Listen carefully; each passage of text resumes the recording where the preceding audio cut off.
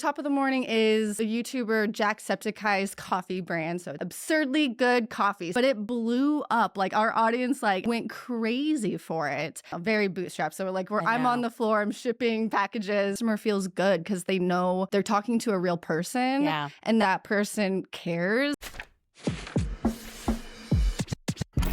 Hey friends, welcome to Above the Fold podcast. I'm your host, Jess Cervellon. We're going to be talking about everything in your customer's journey. You're going to learn things about customer experience, brand experience, and marketing secrets that help you drive your brand success. So stay tuned, buckle up, and let's get into the episode.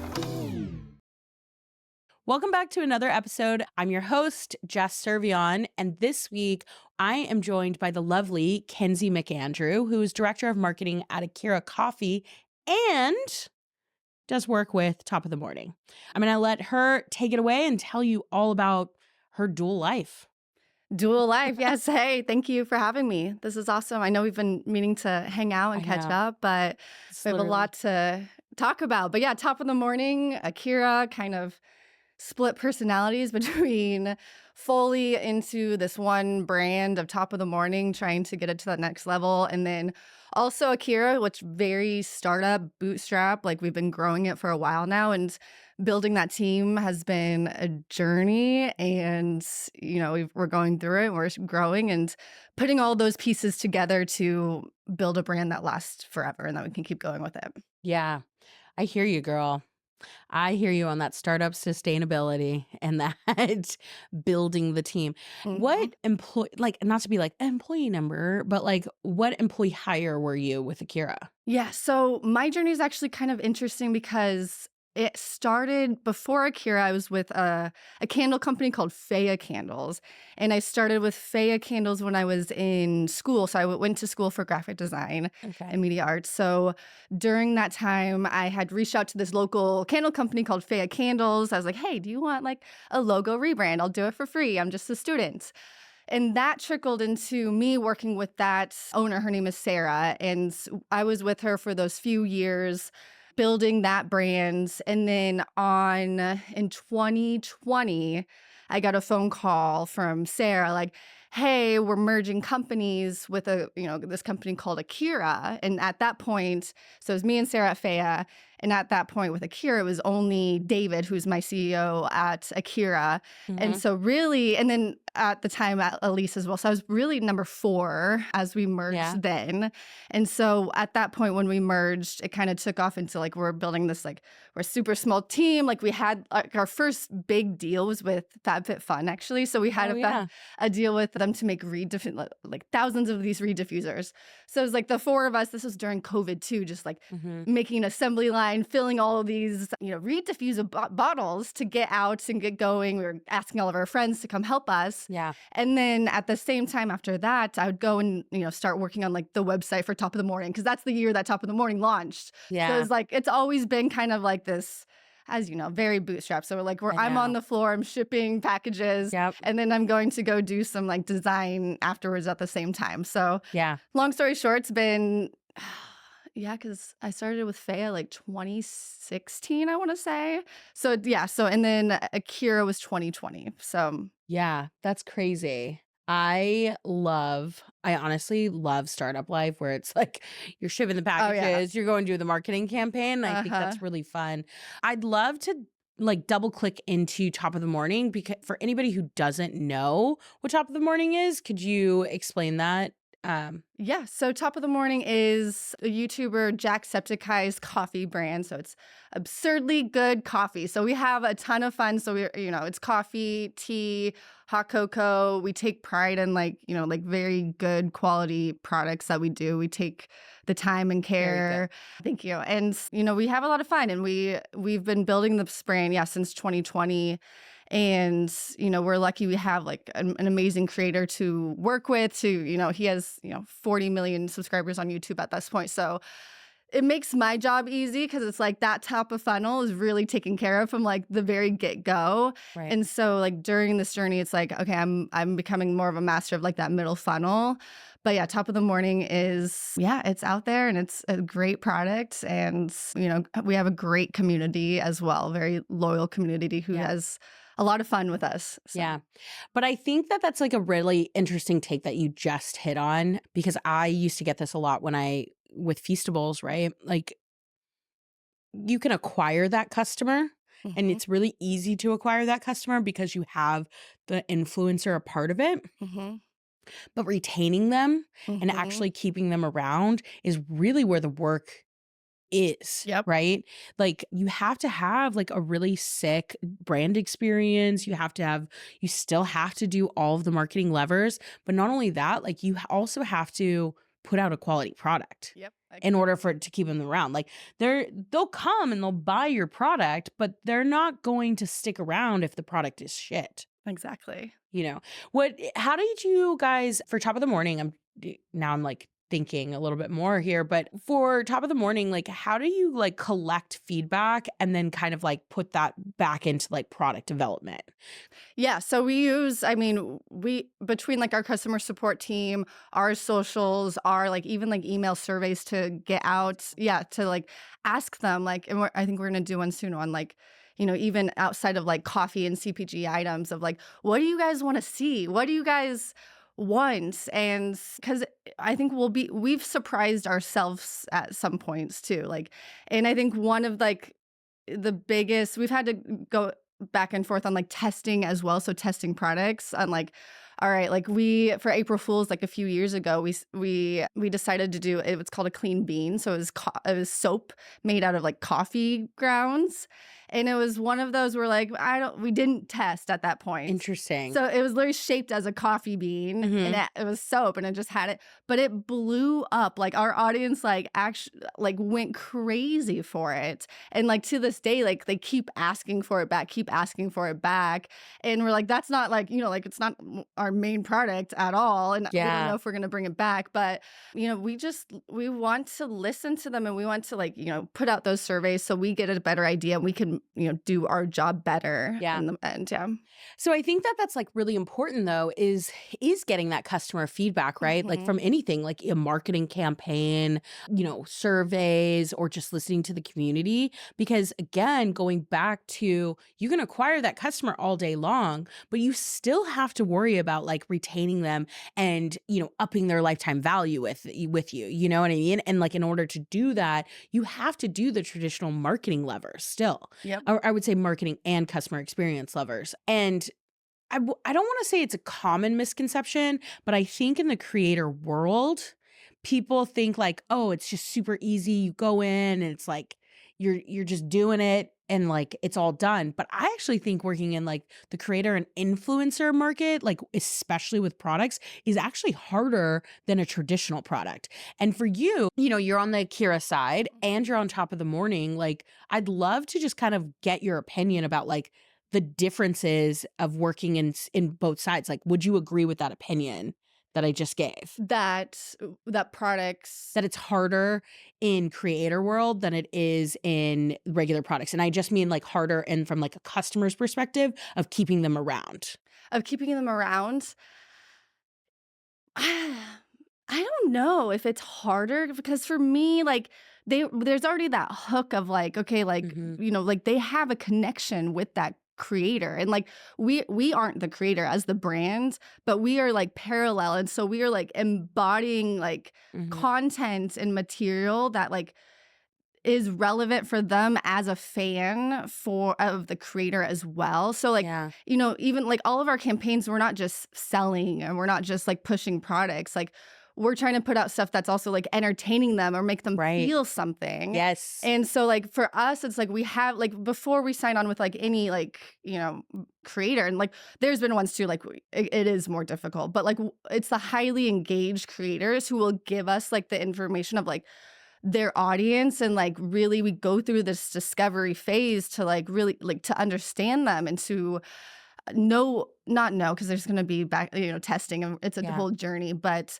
like to keep them around and it is difficult, it is very difficult, but I think because if the creator does a good job making that connection with them, Mhm. then that's going to make our job when they're working with us as well and we're kind of like all a team. It's like we're going towards the same audience, Right. so like but now my side just has a product, so in that product during that discovery phase needs to be a product that their audience is going to respond to and Right. enjoy. So like Yeah. it can be like, I think it's hard when it's like, okay, and I've had this in a brand too, where, you know, we launch a product and they might maybe have like millions of views, millions, whatever, and it doesn't resonate with that audience. And so it doesn't, so it truly is like, you know, like you can have like the best creator in the world, but like the product needs to be good. And then like our job to, you know, continue to retain them needs to be, you know, strong as well. Right. So Yeah. Yeah, no, I totally agree with you. And I think you also hit on a really good point about the emotionality of it. I always say this, like it's like you have to have that emotional connection with your customer. And so like on the brand side, like forget even an influencer or a creator being a part of it, right? Like you still have to create that emotionality, right? Yep. And like your campaigns and your customer experience, your community, your products, like whatever it is, right? And so then on like the influencer and the creator side, everybody kind of wants a piece of that pie of what that influencer is. So like look at Skims, for instance, right? Like people went to Skims because they wanted a piece of the Kardashian like empire. Right. And I hate people are I'm probably gonna get so much hate on that one.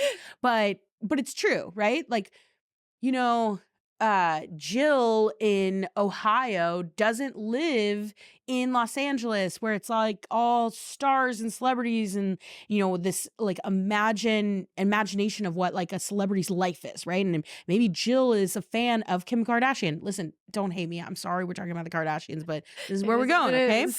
But so like Jill is like, I'm going to buy Kim Kardashian Skims, or I'm going to buy Lemmy, one of the Kardashian products, right? Because she has that connection to wanting a piece of that influencer creator pie, okay?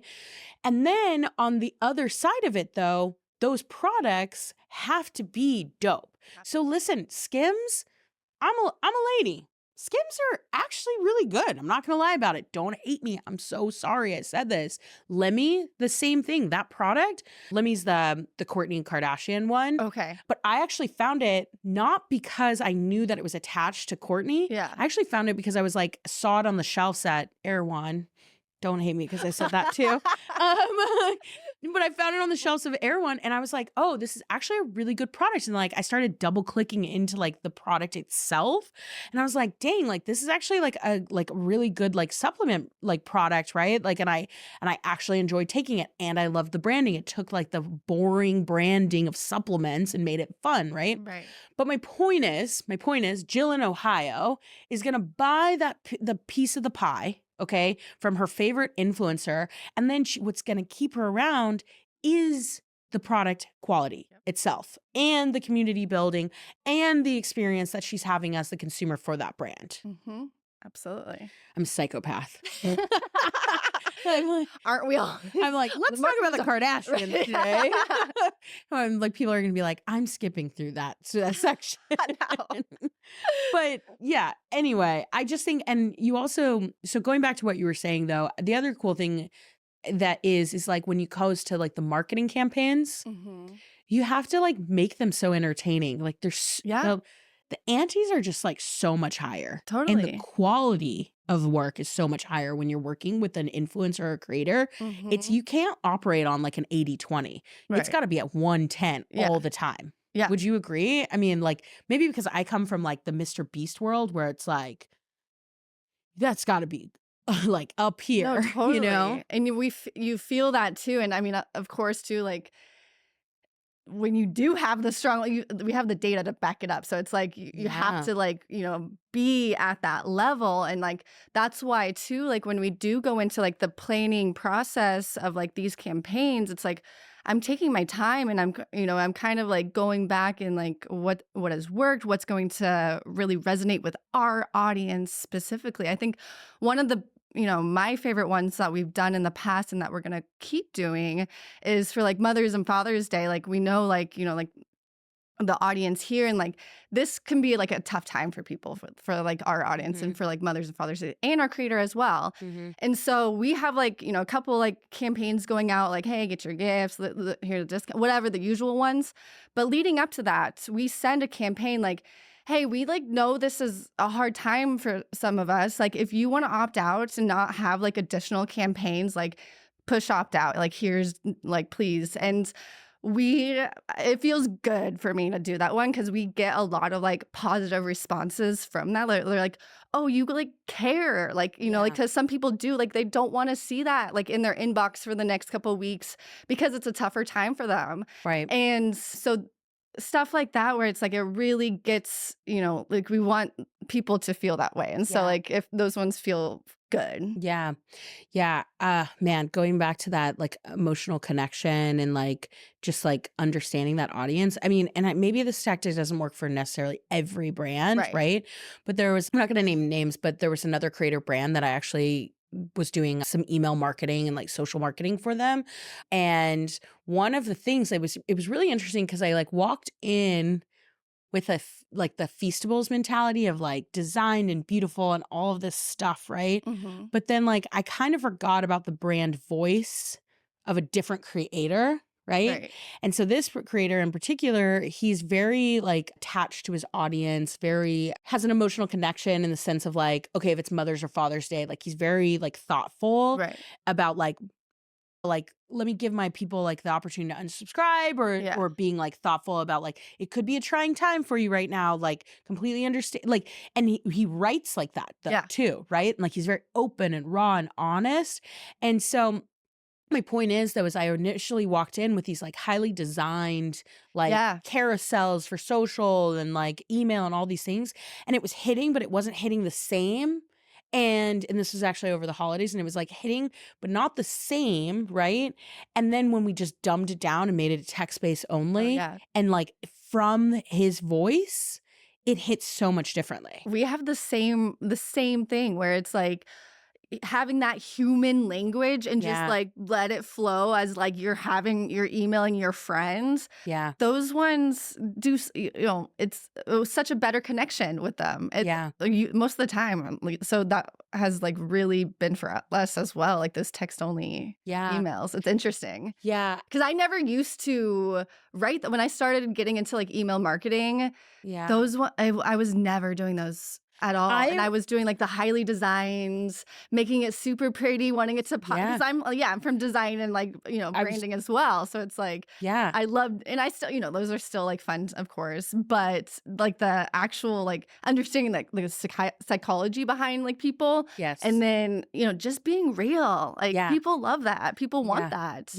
No, absolutely. People want to be real. People want like, but going back to what you're saying, like I'm actually the same exact way because I went to art school.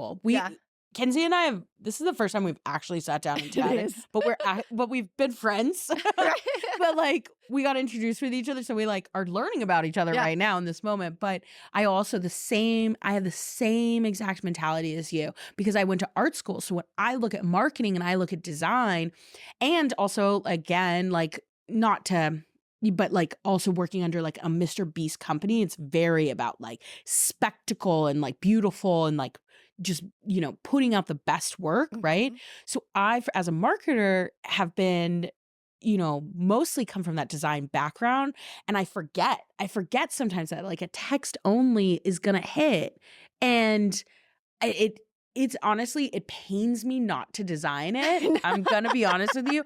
It like those types of emails like literally pain me inside, but then I'm like, damn, like not everybody needs the most beautifully designed thing. They just want the human connection. That's my point, right? I think you can still do it. I think that like there's brands out there that have done like really beautiful work that like aren't necessarily text only and still hit that emotional connection. But it's like, but like this is talking about like consumer behavior in general, you know? And it's one of those, we sprinkle it in more so than like having it as like our everyone. Cause like we're a fun brand too. So that is part of like, we want to show that off in an email and like show off like the fun that we have in like the colors and the fonts and stuff. And dude, dudes and gals out there listening, or if you're viewing, highly, highly recommend pausing for a second and going and looking at Top of the Morning's website.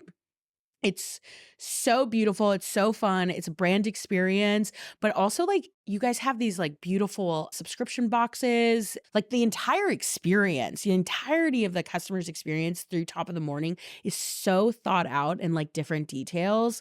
Ugh.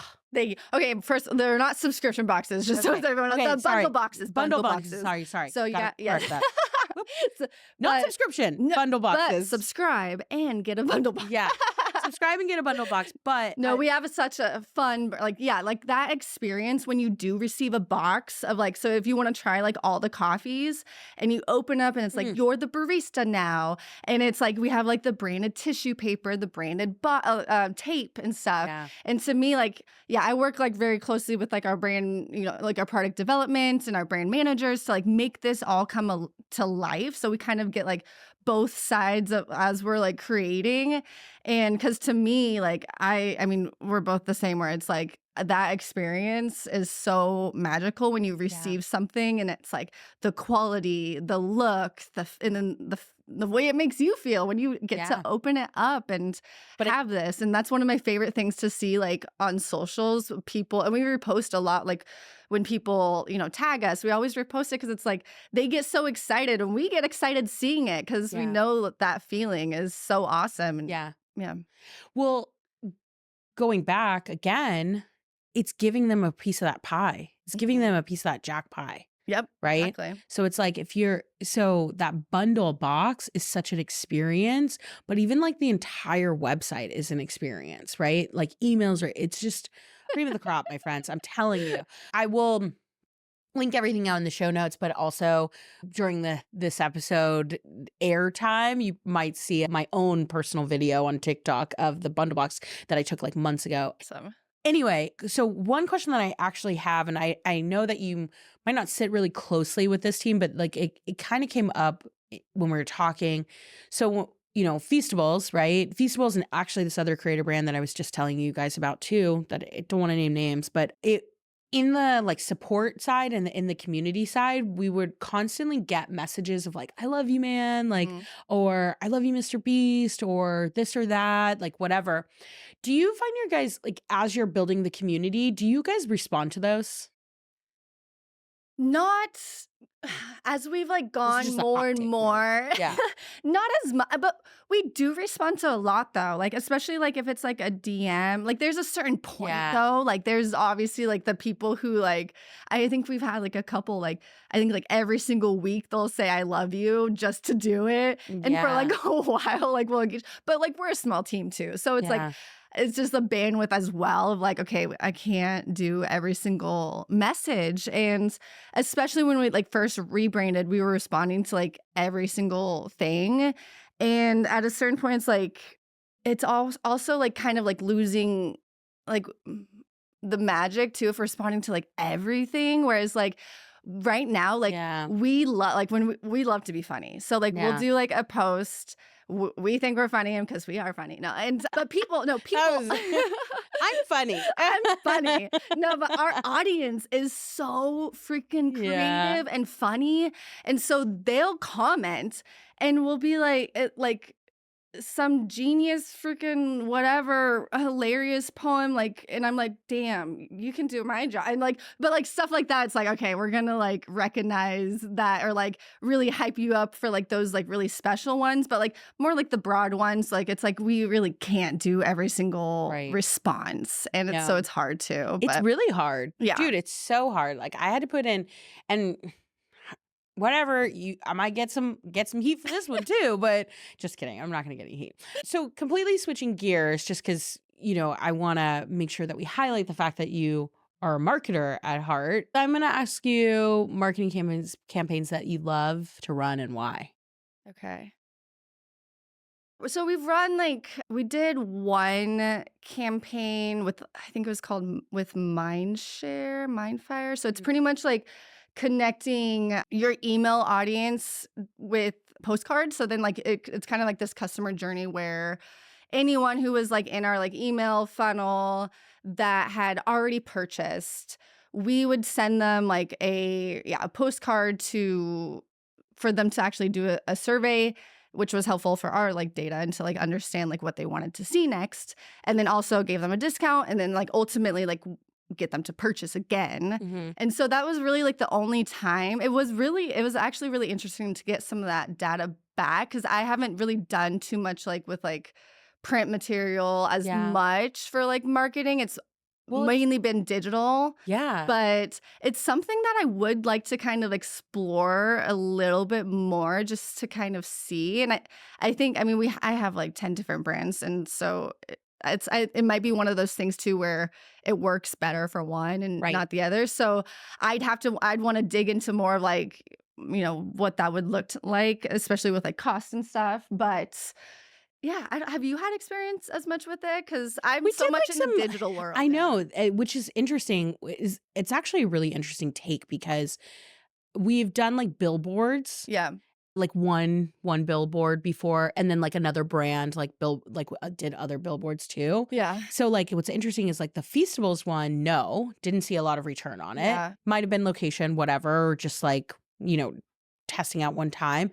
But then this other brand that I've done work with, they had like billboards going in. It's a hydration company. So going into Coachella Valley, which makes sense. Yeah. Right? Because hydration, desert, right? Totally. So like good placement of it, right? Yeah. I don't really have like the datas and the specifics around it, but I know that like they have seen success, but that's the point, right? Chocolate bars versus hydration going into the desert in chocolate bars in New York. Like, it's two different things. You know what I mean? Like, so that's kind of like where I've seen like out of home advertising, you know, the postcard play has worked for another brand that I've done work with like really well, like a super high subscription focused wellness brand, like around proteins and you know, powders, all of that stuff, right? So if a customer has lapsed, or if I wouldn't even say just general lapse, but I would just say like as a kind of like an upsell technique, right? Sending in those routes, like postcards in the mail. Yeah. And I get it too, because I mean, I get sometimes from like a brand where I haven't thought about them in so long, but I probably have a million emails in my social tab or something that I just haven't opened or like really haven't like seen. But then like when I get it in person, I'm like, oh yeah, and like, or like, this is nice, or like, I actually do want this, or like they give a little incentive. Yeah. So I see it working on myself, and of course it works. And I'm like, I would like to kind of explore with that more, and that's probably kind of maybe a next step to see. But I think it's good. I think that out of home piece, like it's so weird because like we're both digital marketers, like digital experience, like on my side, like the digital is like CX stuff, right? And I'm so used to just like creating that digital environment for a consumer, where like that print piece is just like not something I think about. I think it's like non-traditional now. It was traditional then, right? So I think it's really interesting, but I think it's an interesting play because I do think it's an interesting play. I will say on the customer experience side though, like getting the postcards in the mail, I've seen low unsubscribe rates, but I've definitely have seen people be like, just unsubscribe me. Once they receive the thing. Yeah. So that's the only thing. Yeah. I always wanted to do, I was like, because I'm so into like that experience too. And especially when I was like at at a candle company, I was like, it'd be so nice to have like a little like scratch and sniff or something to like actually, because stuff like candles, and I mean, we do have products where, you know, as a consumer too, like it's like, I would maybe want to like try it or smell it before actually paying for it to be shipped to me. Yeah. So that, I think that is like another hardship sometimes as well, is like, because obviously like we have to, you know, we're selling based on like what we're telling the customer and what we're showing them. They don't get, because we're not in stores, so we have to like really sell them on that. Whereas like traditionally, like if you go into a store, a brick and mortar, you can have that experience right there and walk out with it. Yeah. So I think that is like, sorry, like switch gears. No, you're but fine. that is like an it's interesting. hard. Marketing is so hard to consumer. Like I mean, I think we all know this, like marketing is so hard to consumers, right? But like when you think about like a customer's experience, the brand experience, right? It's like you go to a store, I'm going to pick up the product. I have the product in my hand. So it's like your branding's got to be beautiful, right? Like what gets you to jump off the shelf? Like obviously there's a science to that, right? Then once you get them in the loop, like how do you get them into your emails and your SMS and all these other things? And then if you add the out of home types of scenarios, right? Like paper or billboards or all these other things, it's like, it's just so, there's so many different levels of it. And like each consumer or each brand's consumer is so different, you know? Very different. And it's that's why like I really do love like the discovery process of understanding who it is we're trying to market to. And like, and it goes way back to the beginning of like, what is the logo and packaging and everything going to look like? Because that's going to depend on who the audience is. Absolutely. Everyone responds differently to, everyone has a different like visual of like what they find that like they're attracted to. Right. So it's absolutely. Yeah, I can nerd out. I love like the psychology part of marketing. I mean, even in design too, like it's such an important piece to it. Absolutely. Well, actually, I have a question for you. What brand that you've experienced, can be anything, it could be a candle, it could be a pen, that you think has had the best product marketing for you? For one of my brands? No, like you as a consumer. Oh, as me as a consumer has had the best beverage. Okay, one of my favorite brands is Liquid Death, though. Yeah, I know. And why is it I crush? I love I can't them. deny it. Like I it's love just you. It's not even, it's so, they did something so different for such a simple product. Yeah. Water in a can. And like and their merch line is crazy. I know. It's they crush. They crush in all aspects. Oh yeah. One of my favorite things that they do is for like email sign up, and it's like sell your soul away. And so it's like they're like, or pay 50 grand or whatever to like join this like club or whatever. And it's obviously all fun and joke, but I'm like, it's so attractive to me because it's different, and like the way that they speak is so unique. Yeah, it's different. It's also authentic. It's authentic. Exactly. They're not trying to be. Nobody wants to be like BS too. No, you know? No, we're beyond that. Yeah. We're way beyond Although that. we still do as marketers. Hey, no, I'm not saying that. I'm just saying like it's just interesting. I mean, like think about like television ads, right? Like late night TV. Like this product is gonna save your life, right? Oh my gosh, it's I love watching commercials and doing that and being like, what the fuck is this? Yeah. Or like this is like or like too far, or it's. But us as marketers, like we can see that difference like very clearly, or like, and so that's why it's fun being part, like for me, because like Top of the Morning is very authentic in who it is right now. But we built up, and we pretty much, we always have been, and like we take pride in that. But it's because like, like our creator also takes pride in being authentic himself, like with his audience. Like when he talks to them, like he opens up about his struggles. He opens up about things that he's gone through in his life. So if we weren't being authentic, that would be, we can't be that partner. Like as a partner and as like the brand, we also need to be, authentic and have like this genuine connection and speak to the audience genuinely too.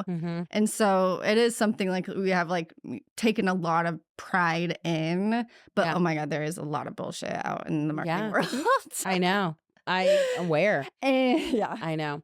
I actually have one final question and then we're going to wrap, but you said that you like work across a lot of brands. How do you channel switch?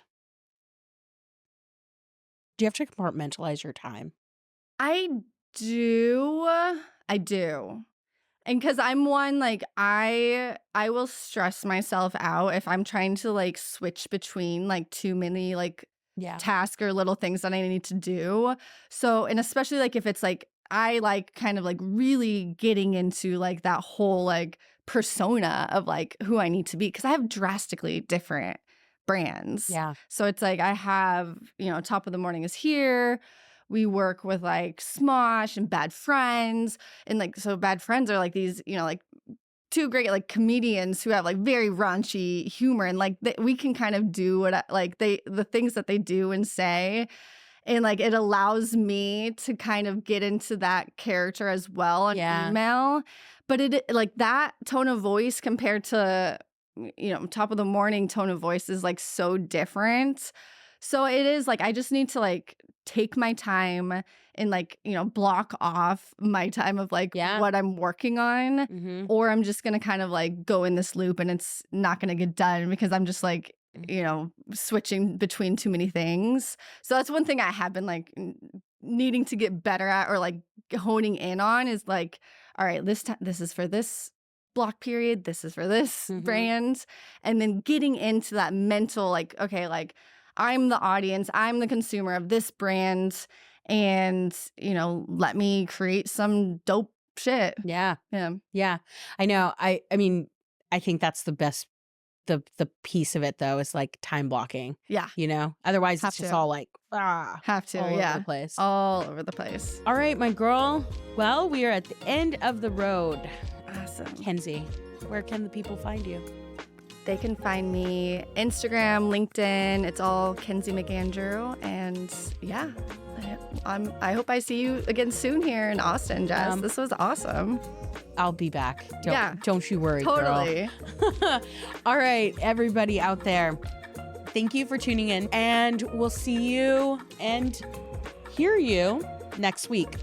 Bye.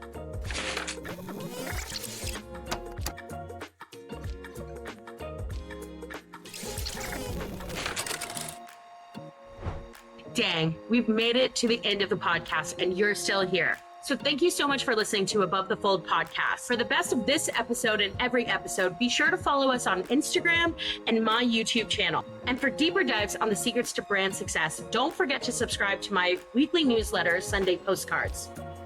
All right, my dudes and gals, see you next week.